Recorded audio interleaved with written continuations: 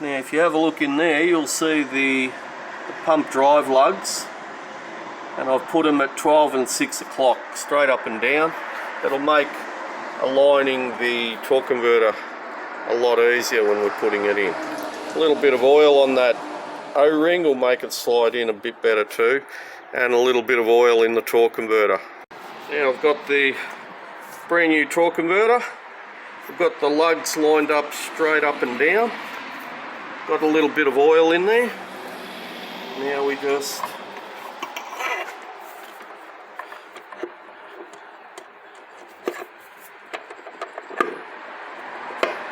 go.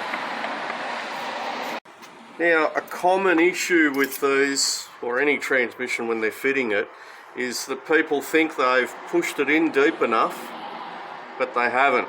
You've got two sets of splines that you've got to line up, as well as a pump drive.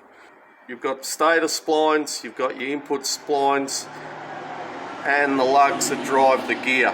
Sometimes if you don't push it in enough, you bolt the bell housing up and it hasn't gone in properly, you'll end up cracking the bell housing.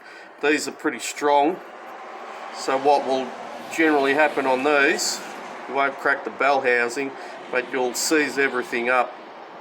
When you start the car, it'll just slam it in and wreck something in your pump. So I'll just show you how to measure it. Now if we get there and measure, put a straight edge across here,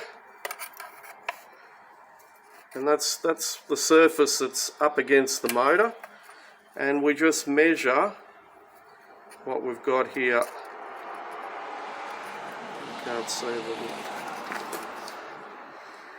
It's about 14 mil.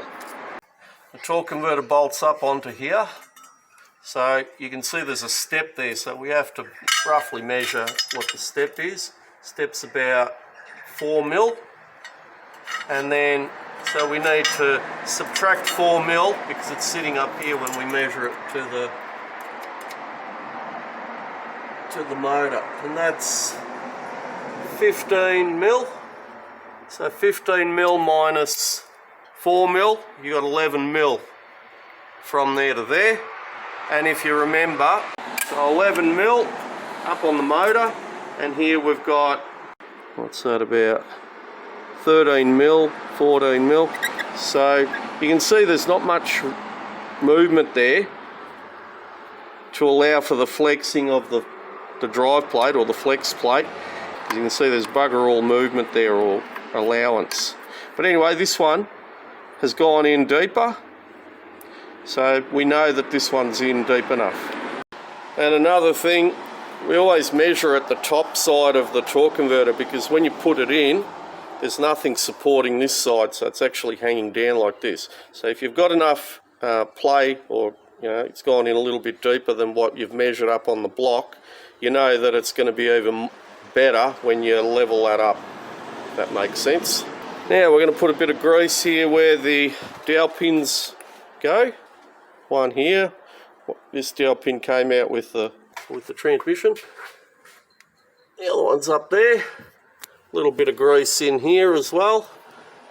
If you've replaced, while you've got it all out, good idea to replace the rear main seal if it's leaking. Any Welsh plugs or anything at the back of the motor, it's a lot easier to access it while the transmission's out.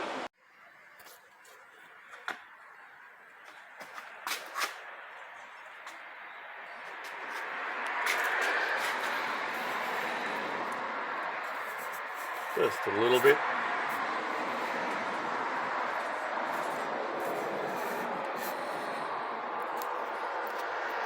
And on the spigot.